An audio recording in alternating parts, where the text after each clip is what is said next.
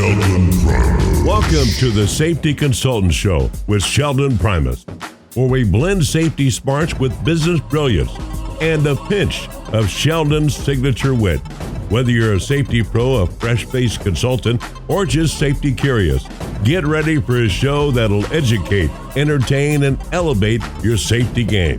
Let's dive into the art of consulting with your safety Sherpa himself, Sheldon Primus. This episode is powered by Safety FM. Hey, welcome to the Safety Consultant Podcast. I'm your host, Sheldon Primus, and this is the show where I teach you the business of being a safety consultant. And you are listening to me on terrible audio, so don't hang up, don't go. It's actually a special episode for me for 300. And I got interviewed by Dr. J. Allen of Safety FM. I'm currently traveling, so that's why I have to use this terrible headphones. So I am not going to go on any further than this. Listen to this special 300th episode. And I'm not going to do an outro because of this terrible mic. I'm literally on the road rescuing my RV right now, bringing my RV back home. So I've been driving for 4 days straight. So I am going to go ahead and give you guys a regular episode later. But right now, I just got to focus in on getting my RV back to Florida. So that means thank you for listening to the show. Thank you for everything, gang. Go get them. Okay. So let's see. I don't even know where to start because I will tell you, we have not been in a room together in regards of recording something. It's been years. We talk, of course, but it's been years since we've sat down and done something proper. So just in case, Sheldon Primus here. Round of applause. So he's back from, am I allowed to say where you were? Yeah. Oh, yeah. So he was down in Mexico for the last tidbit. It's been probably we're close to a year. We're like 10 months since not counting last night, of course. It's been like 10 months since I've seen you in person. Yeah, that's been a while because honestly, I don't get to Orlando as much as I really need to. And just honestly, I love me some Jay. And when I knew I was coming in here, I was thinking, well, maybe I should bring something and, just to make sure that, he's got everything. And for you listening, it's like if you went to your local news station and you're invited to do a story and you're like, hey, can I bring my webcam? And do I need to bring my wireless mic to help you? I don't need to do anything here. You got it all. What? No, I mean, if you want to bring stuff, I don't mind. I always look at it like if somebody has like a preferred method on how to record stuff, I always look at it from the standpoint of let's do it that way. Like, I'm really spoiled when it comes to certain stuff because I hate using anything outside of this microphone, but let's not get into those deep waters because that's going to be... You got a preferred mic, and if you're put into an inferior mic that was from a news station, you'd be like scoffing at it. I don't know if it's that serious. So, it's okay. Good to see you, my friend. So it's great seeing you, but, many, many years ago, we kind of did this thing where we met. I found you online. We talked a little bit. You were doing your safety consulting stuff, which you're still doing now, of course. Of course, things have changed significantly since then. Additionally, you're still doing your show. You're still consulting. But it was interesting because I remember going to a event for the ASSP, might have been ASSE at the time, and you were doing a presentation related to OSHA under Trump. The future of OSHA. And I've had the underlining was the Donald Trump era because I had to pull people in, so it wasn't just future of OSHA. I had to do the Donald Trump era, and that helped, push them into the little seminar. So when you got to hear me speaking there, I literally would just break down just what to expect with OSHA, and I'm doing it right now actually because now we have history of 4 previous years of Trump, so now we can go back to that and see, all right, so the president when he was 4 years ago did this is what we could expect. So that was really kind of cool. Well, that's what I'm going to ask you because I know that we're doing this on a Sunday and won't get released until Tuesday, but so tomorrow's the inauguration, so we don't know what the outcome's going to be, so we're future release, but back end when it's all said and done.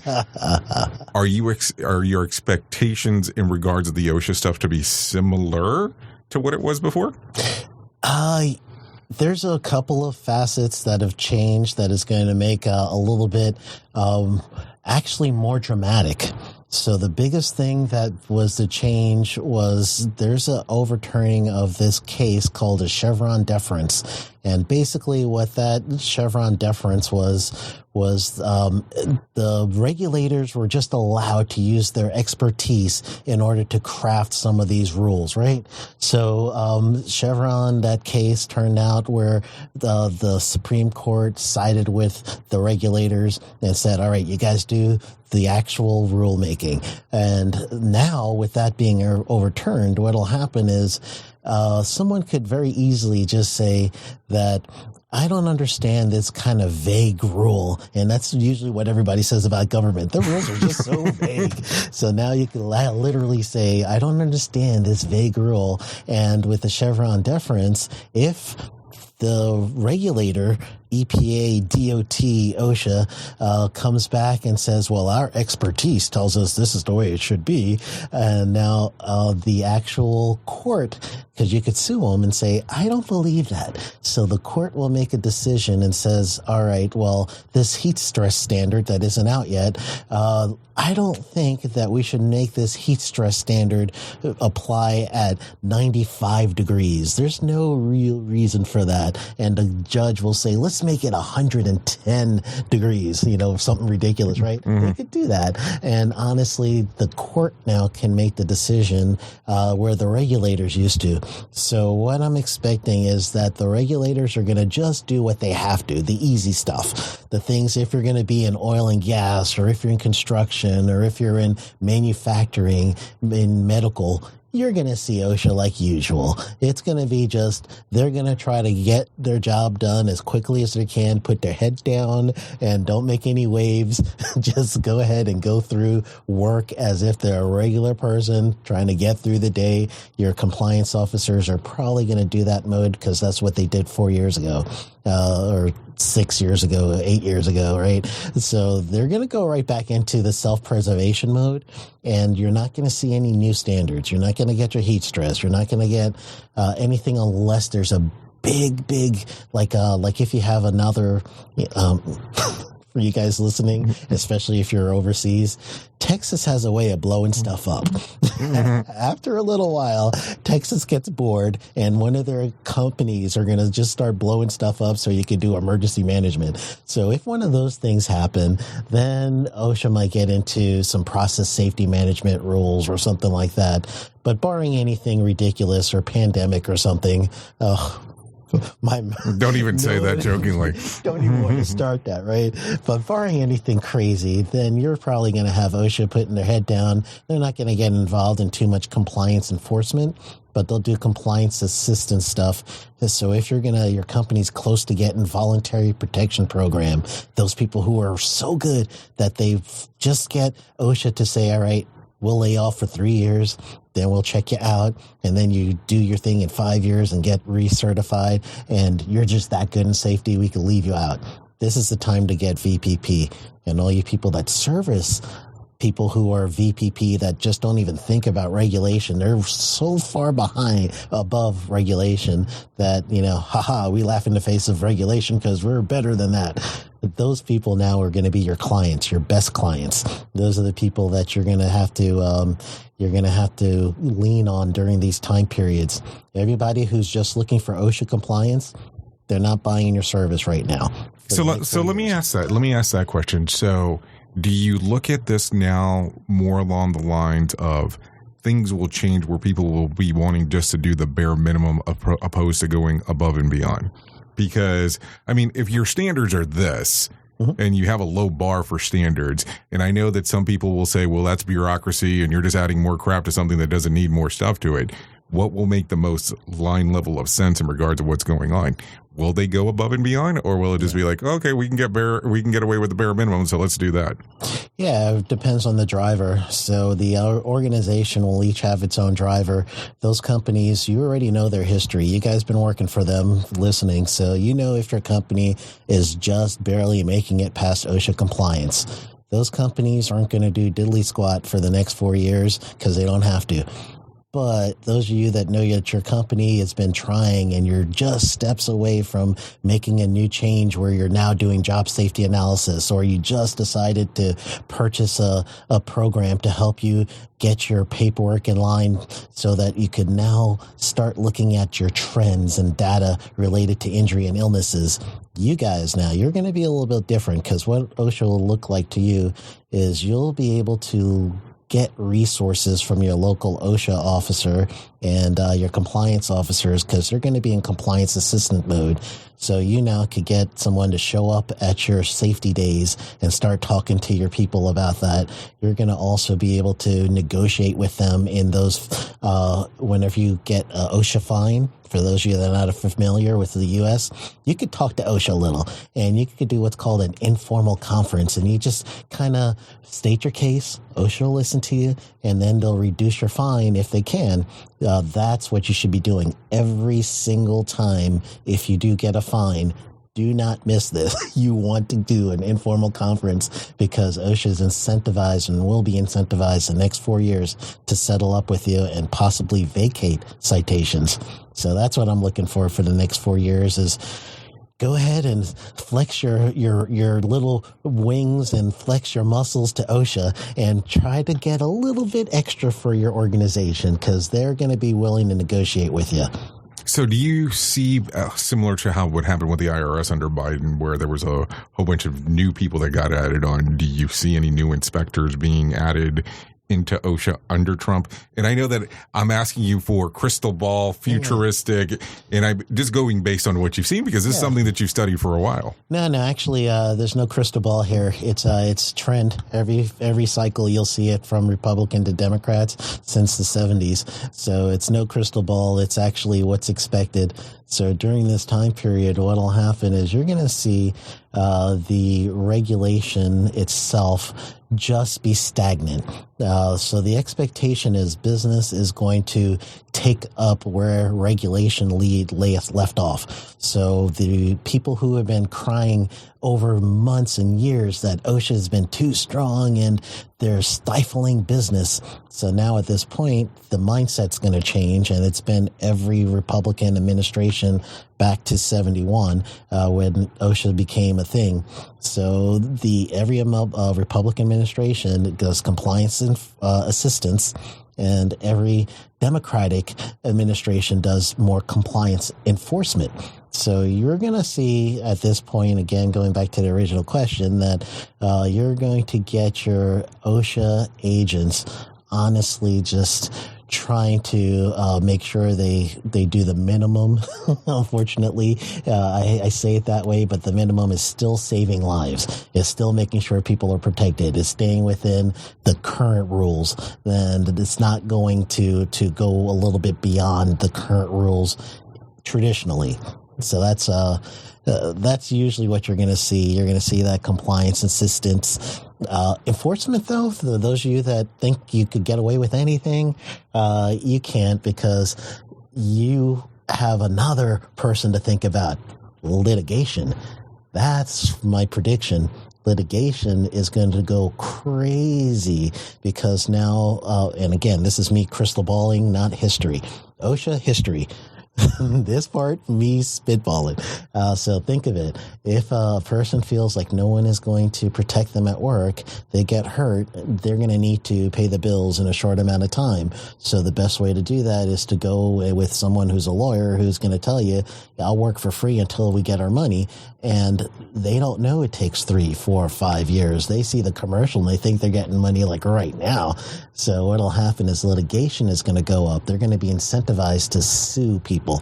So now the best way out of that, as far as an employer, is, well, let's go beyond OSHA compliance. And now we can stop being sued.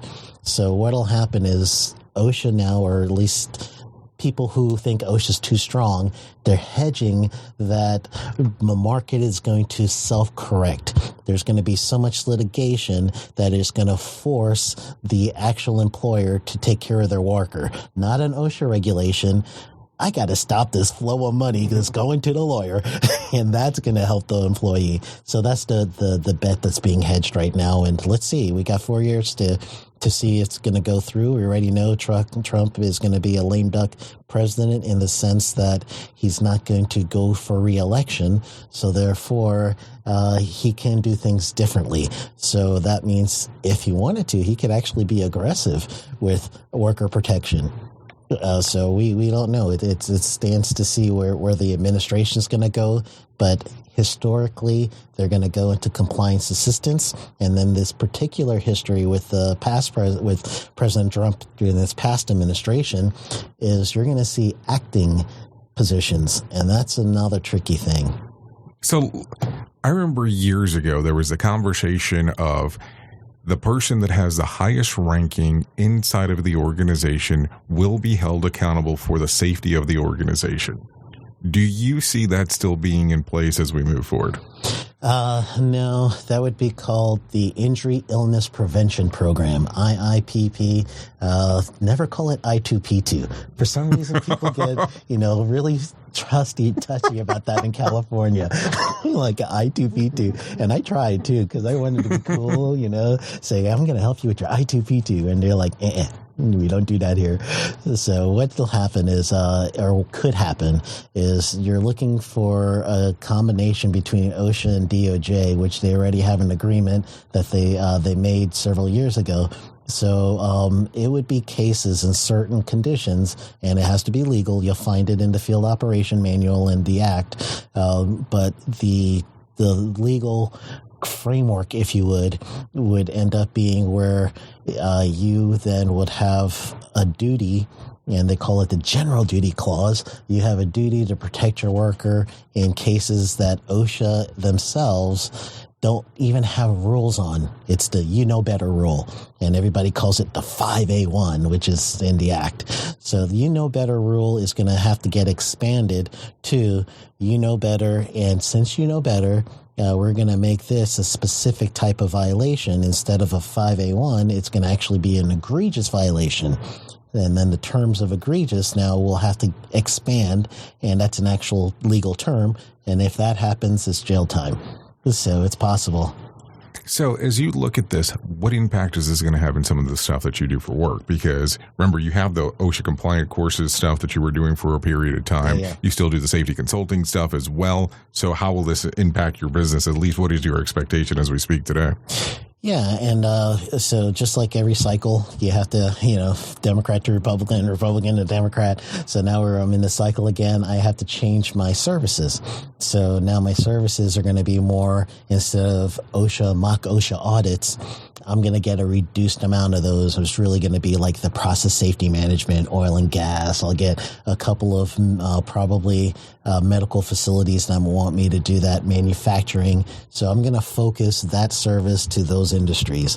But then whatever shortcomings us consultants would have with the missing clients that are OSHA compliance only, what we're going to end up having to do now is we're going to have to look for a driver.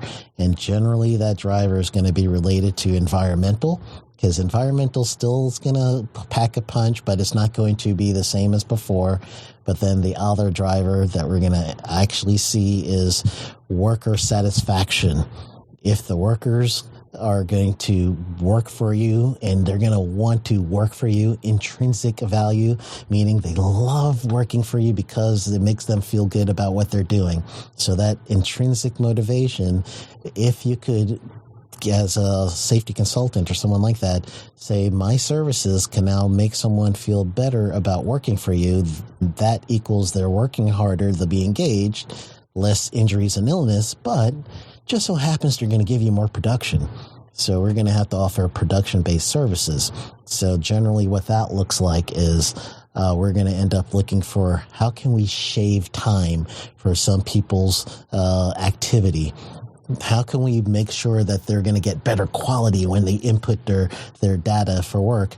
So we're going to end up doing training, really, is what it'll boil down to. A lot of that business that we're missing, that we won't get in compliance assistance, we're going to actually have to go towards training and get that in there somehow and tie value training to a driver. Somebody has a license that they need to get renewed. Now your value training goes towards that license cycle. That's a driver that gets you some salary or some income. So are you looking at this now as you have clients come in and are taking a look around? Would you encourage them to do the VPP? Absolutely. Yeah, because it's a win-win for them. It's a win-win for safety. It's a win-win for you as a consultant, because what will happen is anyone who's ready for voluntary protection program, VPP, they're already past OSHA compliance and all the compliance stuff. They're looking at ANSI guidances. They're looking at the ISO 45001 and 45003. They want to be able, and for those of you that don't know, it's International Organization of Standardization, ISO. They have a guidance for safety management system, 45001, and then a guidance for how would you manage psychological safety on a business practical level is ISO 45003. So now if you get trained yourself to be an implementer or someone who could be an auditor, that's going to be how you as a consultant or you as someone who's looking for a job, you get your ISO certification as an auditor, an implementer, or whatever, you pivot and focus on those companies that are going to be looking for that next step. They want to get ISO. They want to get VPP because they're also going to be people who can spend money for you. The people who are just thinking of OSHA compliance, think of it. They're your local, roofer. They're pretty much the local guy who doesn't really understand safety and health, but all of a sudden their business is enough that they're able to have 100 workers. Those are the ones that are really going to be not giving you the money and the attention that you would need to survive during this next few years. And it's a pivot. That's really what it boils down to. It's a pivot. So as you're looking overall at the whole aspect, is there something that us as, just say, average workers inside of an organization that we're not looking at that we should be looking at? Something out of the ordinary where it might be, okay, everybody's looking right, but take a look left here for just one brief moment in time. Are you going to ask me to give away my secrets? Of course. That's why you're here. Is this what this is about? He's probably out there, he's going to record this. He's going to listen back to it beforehand, and he's going to start buying stock. Of course. Yeah, absolutely. There's something that you should be thinking of that, it's like when you're out in nature and you're always, everybody's looking one way and you're thinking, oh, that's where the nature is. But the nature's like laughing at everybody because it's behind them. The thing that you're looking for right now is you actually, as an organization and even as individuals, I'm convinced that this is the generation of AI. And if you are implementing any kind of service, especially, and you can incorporate an AI component, do it. If you're offering a product and you could do an AI incorporation, do it. And I know it's not normal safety and health talk here. However, it's going to be an everything talk. AI right now is going to help us grow exponentially in our actual everything, in our culture, in our careers, in our technology, in our education, because the information is coming back to us in a way that it already has years and years and years of data points to draw from. So now the conclusions can be more, they could be something you could build a product, a solution for. So I believe right now the thing that's in the background in all of our minds is we know technology is going to be big, but we can't wrap our head around it because there's gas prices and food prices and everything else that's wrapping our attention in the change of administration. After that stuff goes down, you need to look at what is technology doing, all that stuff. I'm even thinking cryptocurrency, which you guys don't know, but I was one of these people who was buying Bitcoins when Jay's laughing because he probably knows the story. I remember the going out story. I was literally buying Bitcoin when it was $50, and paid for movie tickets with a special service. I would get the Bitcoin. I would exchange the Bitcoin for like redeemable things. And I got movie tickets and dinner and all that stuff. And then I would replenish my Bitcoins. And it was like $100. And I was like, man, I'm going to wait till it gets down to 50 and then I'll buy it. $200. I'll wait till it gets down to 100. It's always coming down. And you guys know the story. Now we're up there to whatever it is now. I can't look anymore because of the trauma. If you want to, I can tell you because we track it here all the time. Let me see. I can probably find the numbers for Friday. Hold on real quick. See? So you guys know right now that this is my justification to get our special Dr. J to purchase some sort of therapy for me. So on Friday, so I'm giving you Friday numbers. Friday. Bitcoin climbed on the day up over 3%, flirting right around $100,000 a coin. You just confirmed I have paid for the most expensive pizza ever. For sure. Yeah. So let me, I'm not trying to do that to torture you, but it's interesting because I've had my conversation with my oldest daughter several times about your Bitcoin thing that you had told me before. But I look at some of the stuff that we're talking about here today, and I recently, a few episodes ago, I did an interview with Dr. Matt Law, and he's been doing research with AI, and he's trying to see how it's going to move forward and change the industry.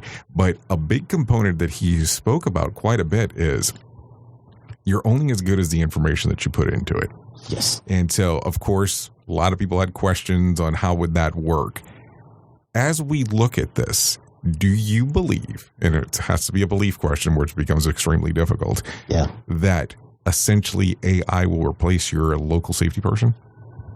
No, I think it's got to be a little bit of both. And I think AI is going to be a value team member. So the thing that AI is going to be dependent on is our eyes and ears. So unless you start incorporating APIs, the application programming interfaces with video footage, and then the live video and audio becomes everywhere. Now we've got an actual problem there, because now it's starting to see the eyes and the ears. It's going to be missing the sights. It's going to be missing the smells. That's the senses we have. So it's until all 5 of our senses are going to be replaced by AI, they're not going to replace us. However, the integration is, yes, you need to check the data set that's coming back, but I believe we're first generation. And second, third, fourth generation of AI. Why do they need to check data sets? Because we're going to be giving in that input of, you gave me the wrong data over here. Like when I first started with AI a couple of years ago, I asked it to tell me about OSHA and OSHA's jurisdiction. It came back with the OSHA books of maritime, construction, and it came back with general industry. No ag. So it didn't know agriculture was part of OSHA's jurisdiction 2 years ago. I put that data in and say, you forgot 1928, the agriculture standard. That data correction is now in their system. Think of all of us doing that. So first generation AI, absolutely, we need to check this thing out. But next generation after that, it's going to become easier and easier for that data to become where we could depend on it, because we're putting in those changes. So I believe that that is going to, whatever the Earth has learned right now from, the Big Bang Theory, if you believe that, to right now, I believe now that growth period is going to be exponential from this point on because of this new technology. So it's me on the bandwagon, absolutely. So the next best thing to do is, how can we construct what is going to be a global understanding of what is our norms around this? What can we do that is now an ethical thing that we could globally embrace? What can we say now is too far versus this is okay application? So I think now we need to finesse the ethics statements, put that into some sort of global law. Is that going to look like a UN proposition that we all have to ratify? Probably. That's what I'm thinking.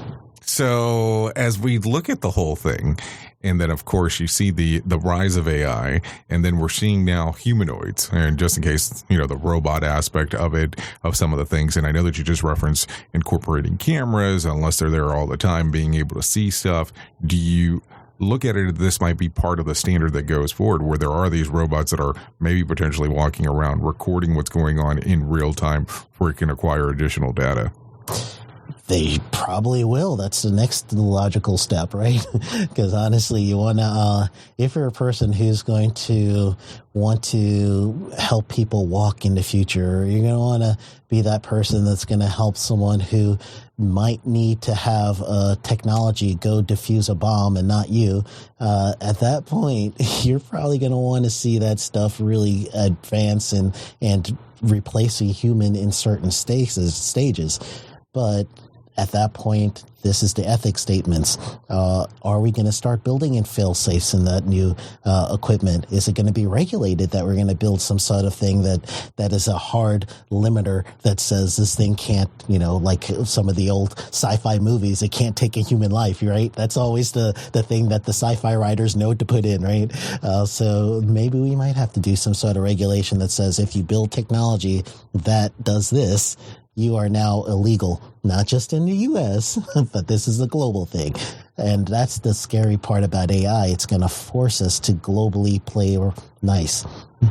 Yeah. Well, playing nice is good, but I mean, I it's kind of interesting because I just look at like some of those dystopian future movies about how all these things, the rise of the machines, the turn against, we'll even go Terminator with Skynet and all that kind of fun stuff. And because it's so new, but how much things have changed so quickly with it. It's just amazing on when you start taking a look at the technology and everything that's able to do. So I don't know. I would exponential growth, because you're actually seeing it from, when we first got started with the chat, there's no way you could ask it to do a simulation or a picture for you, right? They're not there yet at that first point, but now you literally have all the other AIs pop up, and now one specializes in images and one specializes in this, and that makes the growth exponential. So from the first time any of you heard about AI to maybe you talked to someone yesterday, I bet you've noticed that, wow, we could do that too. And that's the growth. Well, what I've seen a couple of people do is go out there and actually make their own versionality of a chat box. So meaning that all of a sudden, if I want to access whoever's running the website, and if they focus mostly on safety, they have we'll say a data dump that went into there. So if you ask it or prompt it for a question, which I think that's another conversation to have, where people need to really understand on how to prompt these machines. Yes. But when you prompt it, it gives you information as if you were interacting with either the literature that the person has put out or the information they would have provided to a client. Do you see that being a kind of a bigger step as we move forward? Do you think that those will be paywall behind, or do you think that people will put those in front of the paywall just to kind of get them to next service level? Yeah, there's always going to be that call to action, So most people are probably going to do some sort of tiered way to monetize. And honestly, there's hardly any way around it. The only thing that you could do is possibly get governmental type of access to some of these things, like in your local library or, some type of free type of service. And then also you have those people who will let you do the tip jar, and they will be the developers. So I think that's going to be part of the future there. Overall, though, I think that the training is still the scaling part. How AI learns is honestly the input. So now that it has so many users, the training is going to be more niched. So when it understands real small, complex, micro communities, now it's going to end up getting even smarter. So again, that's going to help everything. If there's a way you can include a product or a service, I've actually even used it for risk analysis. And I think that's going to be the future of actual regulation. You can now get a risk analysis done with the help of AI with certain situations, because now you could actually put in data of injury and illness reports. You could pick out the risk analysis, and whatever that bow tie or whatever the analysis is, at that point, you could start getting a frequency of understanding if this happens now in this type of environment. This is the smart regulation we should do. It's frequency. So if we notice that there's a lot of amputation in manufacturing, OSHA right now is looking at that by the OSHA 300 logs that happened. But you plug this information into AI, they can now reason out that says, all right, you've got this type of cutting machine and this type of activity. This worker is probably not prone to doing a lockout tagout program because of this other data. Now we need to regulate this industry, and that's the future. So the future there, and you referencing the OSHA 300 logs, for the most part, a good chunk of the larger scale GPTs in the world, or the AIs in the world as we're talking, do not have live access to the internet. As we look at this and being able to get information and garner information in real time on how it's able to recognize risk, do you see that changing where we'll have to access internet in real time opposed to it being, I don't even know how long it's delayed, because that's the other portion. Because like if we use ChatGPT, because that's probably one of the most popular ones, it used to be months that it was delayed, or with old databases that it was pulling from. And it still tells you currently, even with the paid version, that it cannot access it in real time. So will that need to be the change going into the future? Yeah, that's actually part of the change. And the data drawback would be the Request for Information Act. So when someone does the Request for Information Act, the agency now gets that information and they try to get it to you as quickly as they can. Sometimes they don't. So that little drawback made it a little bit harder for you to get that information out to the public. But OSHA is slightly different with the record keeping, and that's why I mentioned it before. The Record Keeping Act, when this got changed back in the Biden administration, and for those of you that don't know, this has been really a wild thing. So the OSHA rules for injury and illnesses gives us certain criteria that says this is a recordable injury. This one, forget about that. So they give you specific rules. This is in 1904 is OSHA's regulation book on that one. So when you go over those different rules, one of the things that it tells you that you really need to be aware of is something that is a recordable injury that makes people that going to miss a day, going to be restricted or transferred from working in the field into the office. So OSHA has this record keeping rule that records every time this happens, and you are recording it yourself if you're a high-risk individual or in an industry, not individual. You could be a high-risk individual too. Both, but the industry itself. So not to go into the weeds too much, but what will happen is once you self-report, that goes into OSHA's database. The only thing they're going to protect is the personal information about who was injured. The situation is not going to be protected. So the OSHA 300 logs now goes to the regional office, the local office. They see your number, your company, by your employee identification number. That's like a fingerprint of your company. So they now know companies that have 3 years is the magic number according to the OSHA data. 3 years, once they see you get an increase of injuries and illnesses, that's going to trigger an inspection. Now, if you do an AI component to this, they could actually begin to believe you're going to do this in a regular frequency. Now it comes, is OSHA going to wait till something happens, or are they going to go ahead and be proactive and create a regulation?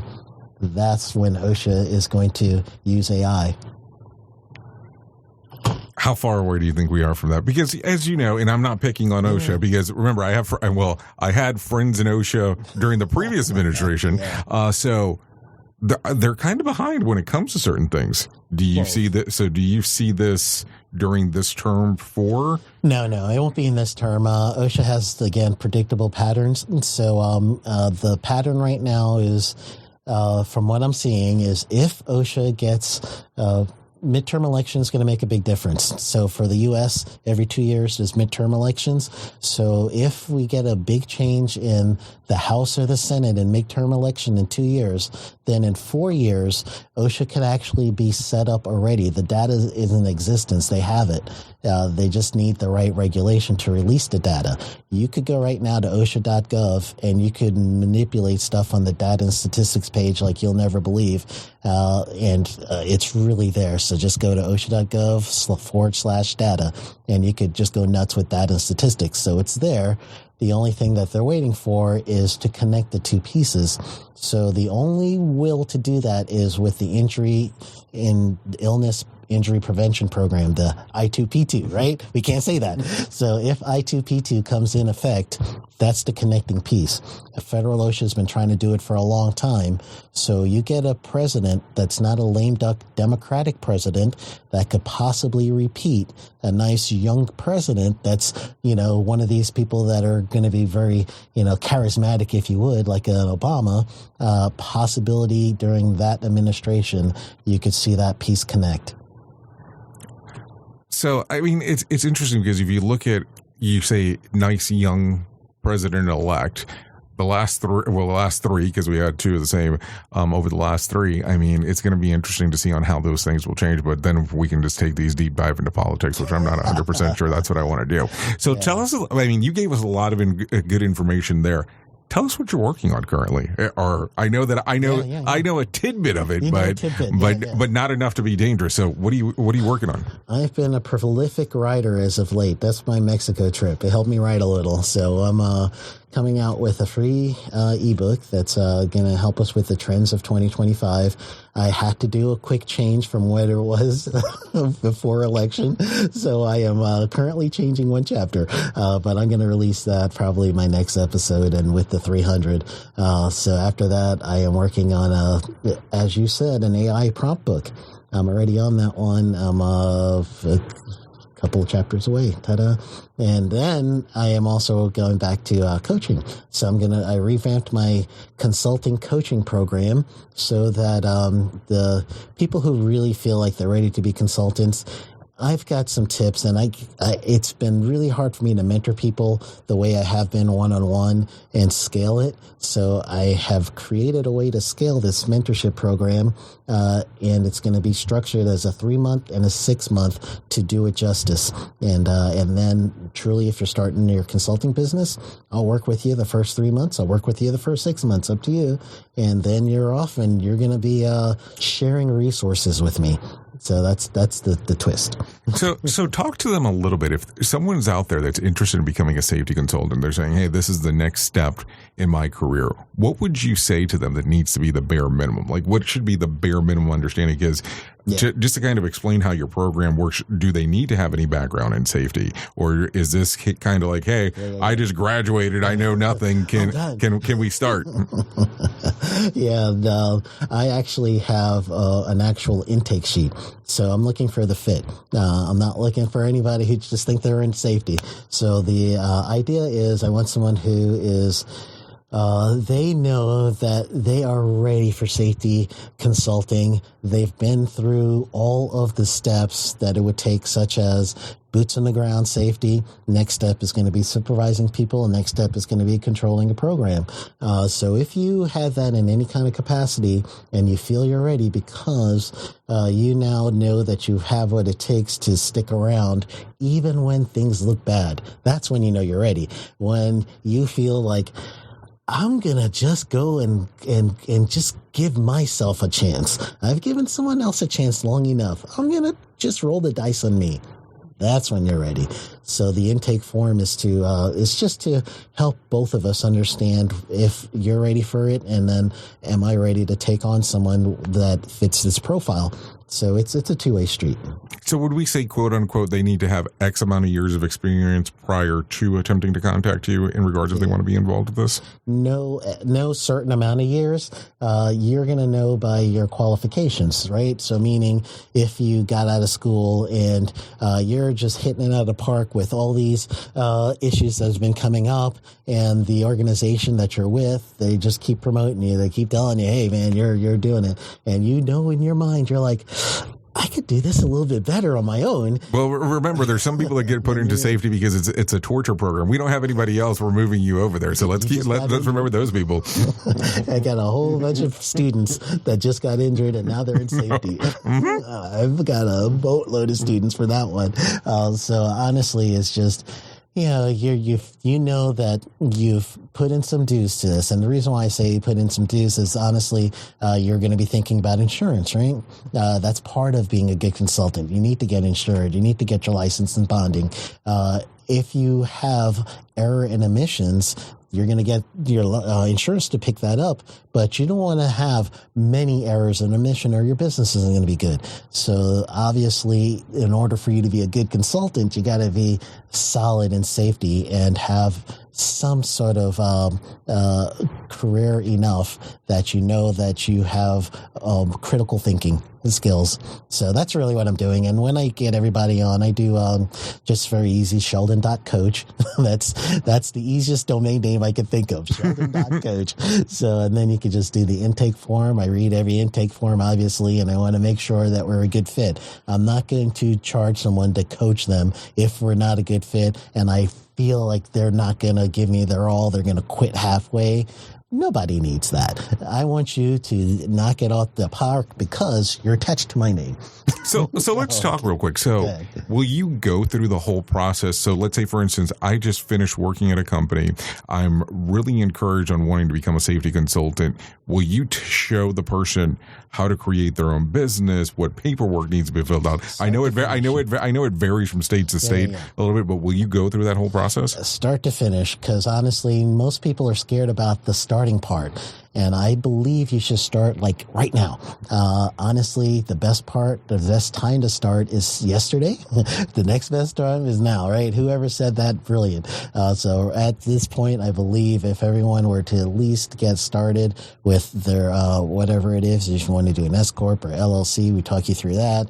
And the first 3-month session is to get not only you started, get your business going, but it's also going to get you the things that you need to hit the ground running. You know, you got to get a Facebook account for a business. You need your LinkedIn account for business. You need to learn how to work Facebook ads and LinkedIn ads and Google ads and things like that. You need to know about what are cookies and what do I have to do with pixels and what's my business pixels. All that stuff is just to hit the ground running. What do I do with social media? How do I gain clients? Where do I look for them? We do that first. The next 3 months after you get the foundation, now we're looking for how do we grow?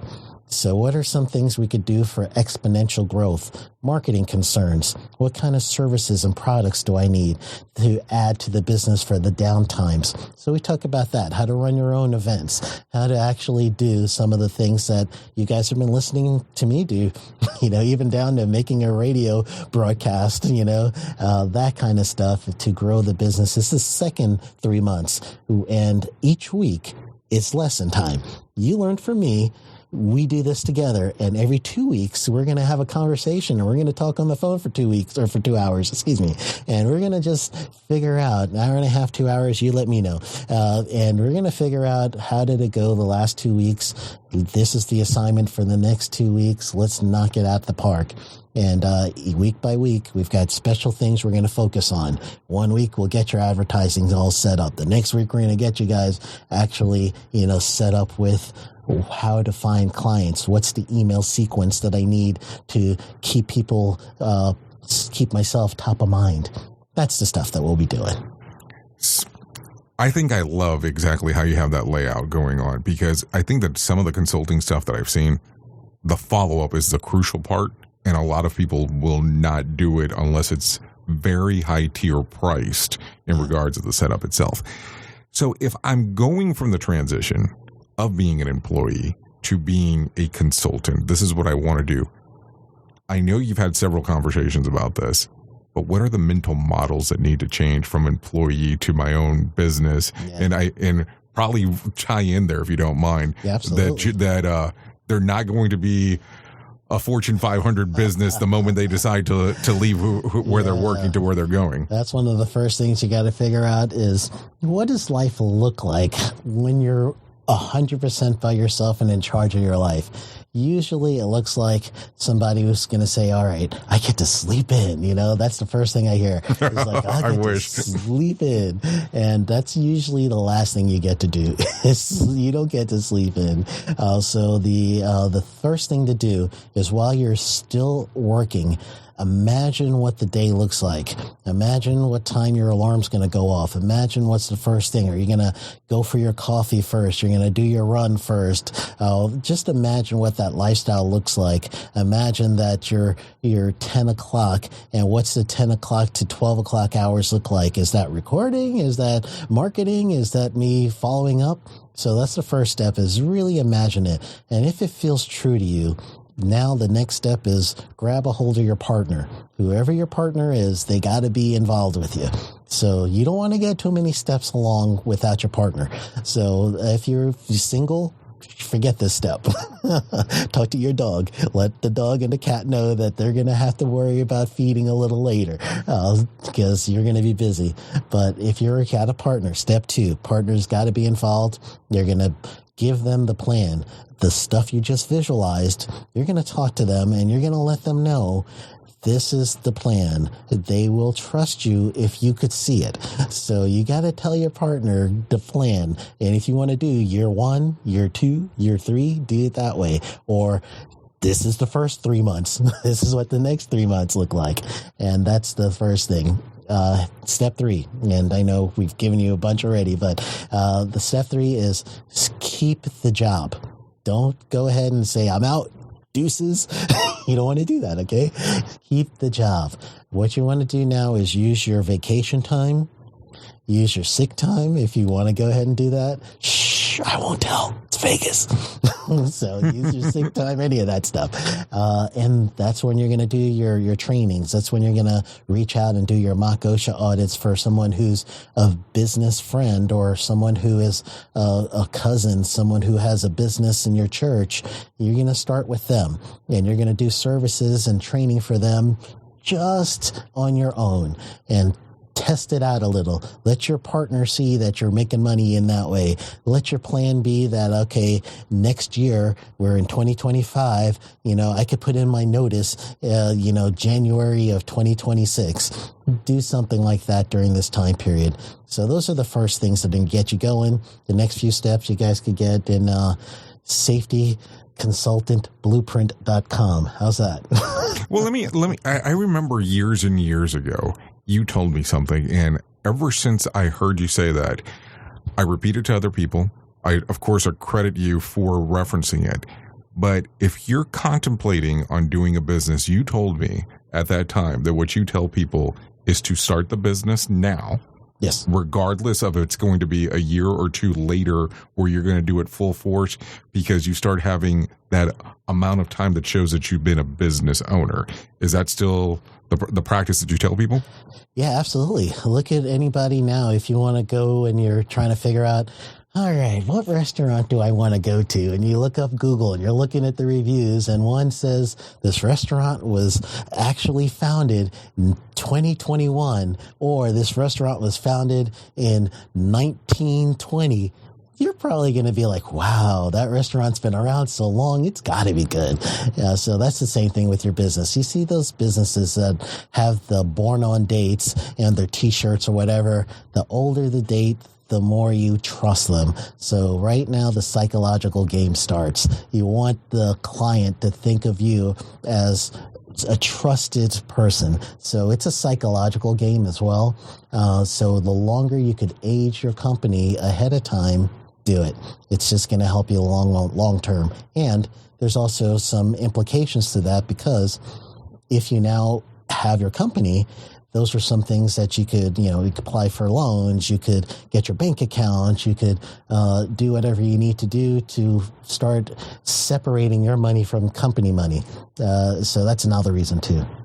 So if you have somebody that's out there right now that's teeter-tottering, they're not sure what to do, what would be the encouragement to them in regards of either moving forward or not moving forward? Because let's be realistic. This is not for everyone. Yep. It's one of those things that you have to be committed to this path if that's what you want to do. And if you're not, that's perfectly fine. I mean, I'm not saying one's good and one isn't or vice versa. I mean, this is not for everyone because you have to make sure that you're a go-getter in regards to generating some of the business. So what if they're teeter-tottering, what would you tell them? Yeah, if you're teeter-tottering, that means that you're making a mental, psychological, decision that is pretty much a mixture of this is what I want to do, but this is what makes sense. So that's usually what you're the teetering and the tottering, those two sides, right? So the deciding factor is this. What signs has the universe been giving you? Usually it's a quiet nudge at first or some silent thing like, I could do this.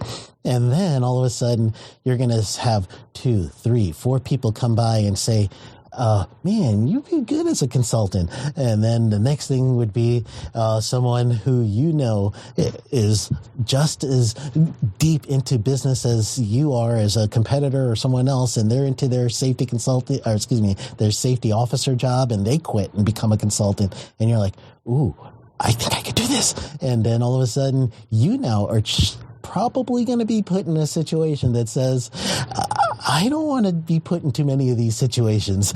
And you start thinking in your head and you start making the plan. That's when you have to figure out it started with a little thought. Now I'm getting put in situations. That's the universe yelling at you. So if you get a lot of those situations where you just feel the universe is yelling at you for change, you got to listen. Those are the people that I want. So let me ask the strange question because it's going to come up. Where does the money factor? Would that be part of the reason of the teeter-totter? Because remember, if you're working at an employer and they're an established employer, you normally have pretty good income that comes in, you expect it every 2 weeks, once a month, whatever it is. But starting off as a new business, I mean, it's a little nerve-wracking because you don't know where that first meal is going to come from. Yeah, absolutely. And I did it wrong, I guess, because on my side, I left the job, took my severance, and also cashed out my 401k because I was government. So I cashed that out, and that was my seed money for the business. So literally, if you're thinking Vegas, I put it all down, right? I'm like, I got everything riding on this. So that's a lot of risk. We're looking at risk reward. So if you're doing that type of calculation, some people could do that calculation because they may have already landed someone that promised them a big job right away and said, their first client is going to supplement their income. Some people could do that. So if you're not that type of person, what you're going to do is you're going to do the soft launch. So one thing at a time and let that gain some money and then do the next thing. So usually the soft launch will start with family and friends, helping them with their businesses, trying to find written programs you could do for them, do mock OSHA audits you could do for them, or if you're U.S. based, get the 10 and 30-hour training for general industry and construction. Easiest way to get into an organization is if you could do the 10 and 30-hour training in construction and general industry. Some people, especially if you're in states that require that card for business and for work, you now have a driver. So what you're doing during this time period as you age your company is you're looking for drivers that are going to sustain you as an independent contractor. It's different for every specialty. And then the other thing you're looking for is how can I get some way of making myself more marketable when I'm on my own? What that will look like is you probably going for every training you can and having the employer pay for it until you get out of business. So am I telling you to do that as a fraud? No, I'm just telling you that's how I see it happen.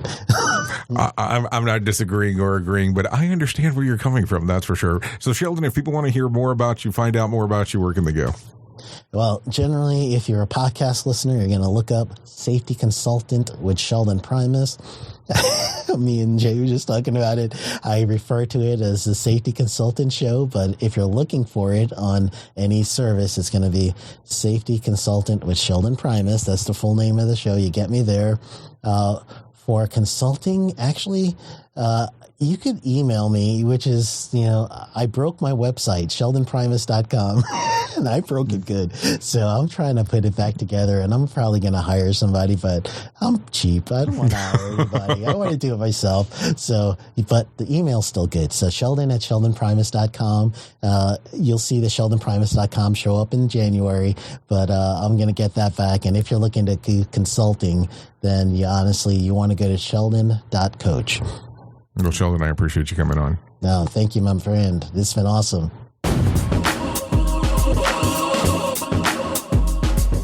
That's a wrap for today's safety show. Remember, safety isn't just about hard hats and caution signs. It's about business smarts too. Thanks for joining us on the Safety Consultant Show with Sheldon Primus. Until next time, stay safe, stay savvy, and keep consulting like a boss. Go get 'em. The views and opinions expressed on this podcast or broadcast are those of the host and its guests and do not necessarily reflect the official policy or position of the company. Examples of analysis discussed within the past hour, only examples. It should not be utilized in the real world as the only solution available, as they are based only on very limited and dated open source information. Assumptions made within this analysis are not reflective of the positions of the company. No part of this podcast or broadcast may be reproduced, stored in a retrieval system, or transmitted in any form or by any means, mechanical, electronic recording, or otherwise, without prior written permission of the creator of the podcast or broadcast, Sheldon Primus. This episode has been powered by Safety FM.